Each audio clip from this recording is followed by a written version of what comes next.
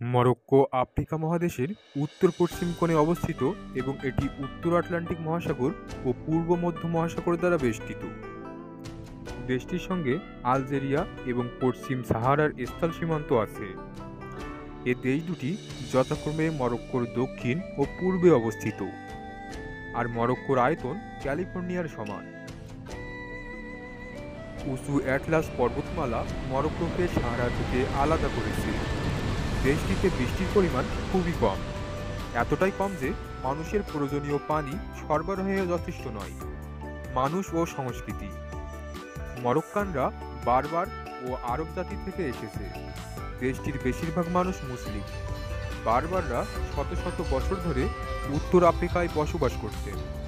তাদের অনেকে পাহাড়ে বাস করে এবং এখনও বার্বার ভাষায় কথা বলে, যদিও বর্তমানে কাজের প্রয়োজনে তাদের অনেকে শহরের দিকে ছুটছেন।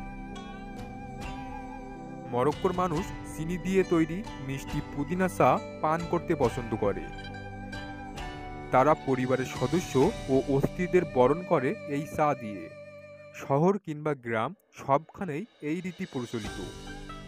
দেশটিতে ৫৭% মানুষ ফেজ, কাসাব্লাঙ্কা ও মারাকেচের মতো শহরে বাস করে।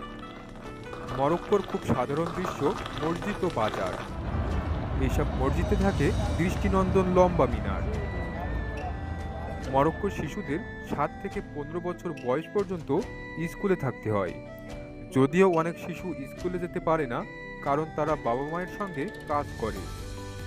দেশটি নারী শিক্ষার ক্ষেত্রে অনেক পিছিয়ে, অনেক মেয়েই কখনো শিক্ষার সুযোগ পায় না।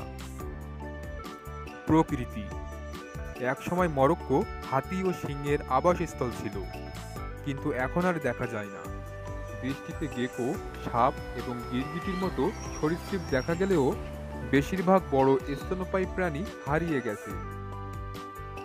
বর্তমানে দেশটিতে উট, ভেড়া, ছাগল, বারবেরি, ম্যাকাক, বানর বেশি দেখা যায়। এছাড়াও মরুভূমিতে শেয়াল, হেজহগ এবং জেরবোয়া বাস করে। সমতল এলাকায় জলপাই গাছ এবং পাহাড়ি জঙ্গলে চিরহরিৎ ওক এবং দৈত্যকার সিডার দেখা যায়। সরকার ব্যবস্থা: রাজা সব সিদ্ধান্তের সঙ্গে জড়িত। মরক্কো একটি মুসলিম রাষ্ট্র এবং আইনি ব্যবস্থা ইসলামী আইনের উপর ভিত্তি করে তৈরি। মরক্কো জিব্রাল্টার প্রণালীর ওপরে অবস্থিত। ১৯১২ থেকে ১৯৫৬ সাল পর্যন্ত দেশটিতে ফরাসি এবং স্পেনিশ অঞ্চলে বিভক্ত ছিল। এখনও সিট্টা এবং মেলিনা স্প্যানিশ নিয়ন্ত্রিত অঞ্চল।